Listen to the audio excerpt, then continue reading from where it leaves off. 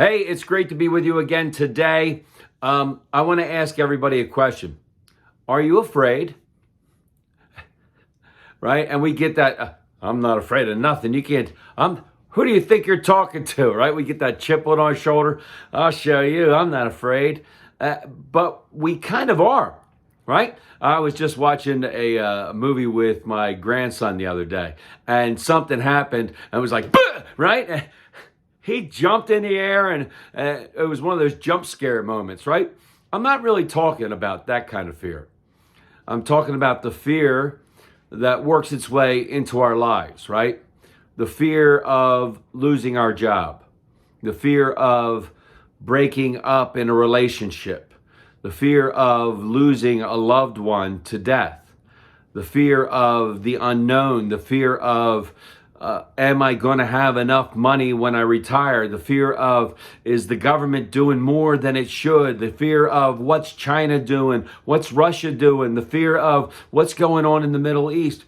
And all of these fears, right? They start to compound themselves, and they start to build up, and we're okay for a little while, and then all of a sudden we start to feel a little stressed about this, and then there's more. We hear something else, and that adds to the stress, and sooner or later we start to realize that we're fearful. We're living in a life of fear, and well, our faith, sometimes it gets hammered. Our hope starts to diminish because of all of the bad news that we hear. And we're not the first generation to ever go through what we're going through. Now, maybe it's a little different, right? 1,000 years ago, maybe COVID wasn't there. Maybe technology wasn't there, but there were other things that filled those gaps to give people fear. And in Jesus' day, there was always fear, right? I mean, the Romans were occupying Israel, and who was not afraid of the great Roman Empire? And here's the thing, right? There's always something that can come in and cause us fear. But Jesus says several times in the Gospels, don't be afraid, fear not. And I want to bring out three quick ones, right? Jesus is on the mountain, and he's with Peter, James, and John, and the transfiguration occurs, and Elijah and Moses show up, and Jesus is glowing, and there's this incredible bright light, and this cloud from heaven comes down, and God says through the cloud, "This is my son, my beloved, in whom I am well pleased." And the disciples are in awe, and they're on their face, and they're scared out of their wits.